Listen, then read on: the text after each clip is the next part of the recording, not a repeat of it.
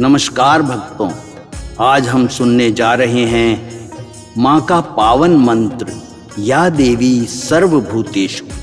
इस मंत्र के नियमित पाठ से माँ भक्तों की सभी संकट और कष्टों से रक्षा करती है और हमारे जीवन में आए हुए सभी अधूरे और अटके हुए काम शीघ्र ही पूर्ण होने लगते हैं। घर और परिवार में सुख समृद्धि और खुशहाली आती है। तो आइए भक्तों, मिलकर सुनते हैं माता का पावन मंत्र या देवी सर्वभूतेषु। या देवी सर्वभूतेषु विष्णुमायेति शब्दिता। नमस्तस्यै नमस्तस्यै नमस्तस्यै नमो नमः। या देवी सर्वभूतेषु चेतनेत्यभिधीयते। नमस्तस्यै नमस्तस्यै नमस्तस्यै नमो नमः। या देवी सर्वभूतेषु बुद्धिरूपेण संस्थिता। नमस्तस्यै नमस्तस्यै नमस्तस्यै नमो नमः। या देवी सर्वभूतेषु नित्यरूपेण संस्थिता। नमस्तस्यै नमस्तस्यै नमस्तस्यै नमो नमः। या देवी सर्वभूतेषु शुद्धारूपेण संस्थिता। नमस्तस्यै नमस्तस्यै नमस्तस्यै नमो नमः। या देवी सर्वभूतेषु छायारूपेण संस्थिता। नमस्तस्यै नमस्तस्यै नमस्तस्यै नमो नमः।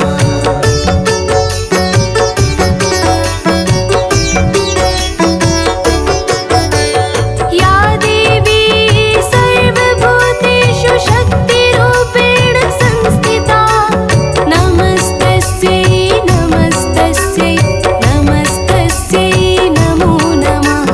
या देवी सर्वभूतेषु कृष्णरूपेण संस्थिता। नमस्तस्यै नमस्तस्यै नमस्तस्यै नमो नमः। या देवी सर्वभूतेषु क्षान्तिरूपेण संस्थिता। नमस्तस्यै नमस्तस्यै नमस्तस्यै नमो नमः।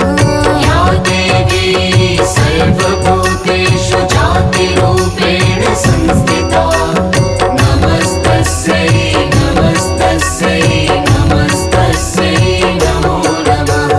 या देवी सर्वभूतेषु लज्जारूपेण संस्थिता। नमस्तस्यै नमस्तस्यै नमस्तस्यै नमो नमः। या देवी सर्वभूतेषु शान्तिरूपेण संस्थिता। नमस्तस्यै नमस्तस्यै नमस्तस्यै नमो नमः। या देवी सर्वभूतेषु श्रद्धारूपेण संस्थिता। नमस्तस्यै नमस्तस्यै नमस्तस्यै नमो नमः। या देवी सर्वभूतेषु कान्तिरूपेण संस्थिता। नमस्तस्यै नमस्तस्यै नमस्तस्यै नमो नमः। या देवी सर्वभूतेषु लक्ष्मीरूपेण संस्थिता। नमस्तस्यै नमस्तस्यै नमस्तस्यै नमो नमः। या देवी सर्वभूतेषु व्रतिरूपेण संस्थिता। नमस्तस्यै नमस्तस्यै नमस्तस्यै नमो नमः।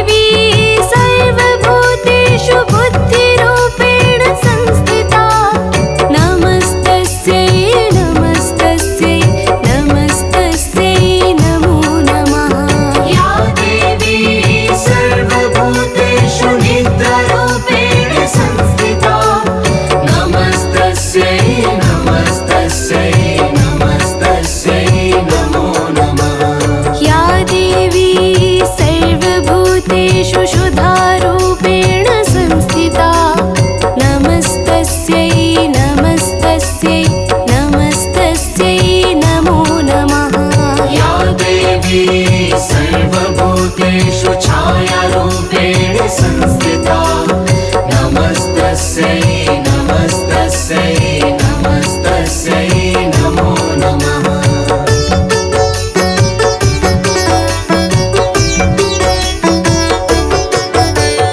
या देवी सर्वभूतेषु शक्तिरूपेण संस्थिता नमस्तस्यै नमस्तस्यै नमस्तस्यै नमो नमः या देवी सर्वभूतेषु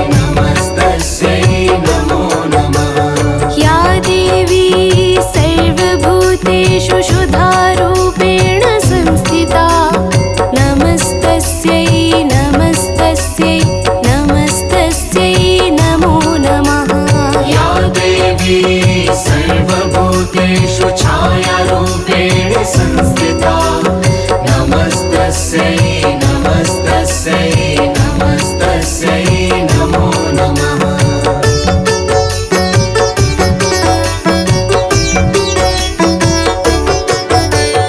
या देवी सर्वभूतेषु शक्तिरूपेण संस्थिता नमस्तस्यै नमस्तस्यै नमस्तस्यै नमो नमः। या देवी सर्वभूतेषु कृष्णरूपेण संस्थिता नमस्तस्यै नमस्तस्यै नमस्तस्यै नमो नमः। या देवी सर्वभूतेषु क्षान्तिरूपेण संस्थिता नमस्तस्यै नमस्तस्यै नमस्तस्यै नमो नमः। या देवी सर्वभूतेषु जातिरूपेण संस्थिता नमस्तस्यै नमस्तस्यै नमस्तस्यै नमो नमः। या देवी सर्वभूतेषु लज्जारूपेण संस्थिता नमस्तस्यै नमस्तस्यै नमस्तस्यै नमो नमः। या देवी सर्वभूतेषु शान्तिरूपेण संस्थिता नमस्तस्यै नमस्तस्यै नमस्तस्यै नमो नमः। या देवी सर्वभूतेषु श्रद्धारूपेण संस्थिता नमस्तस्यै नमस्तस्यै नमस्तस्यै नमो नमः।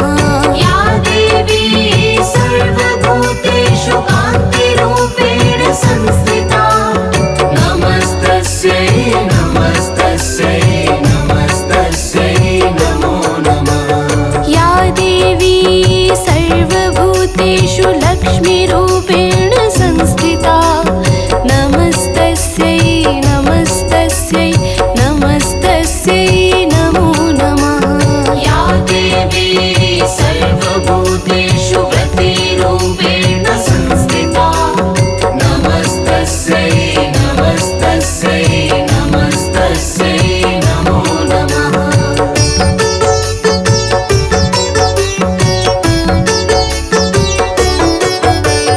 या देवी सर्वभूतेषु स्मृतिरूपेण संस्थिता नमस्तस्यै नमस्तस्यै नमस्तस्यै नमो नमः।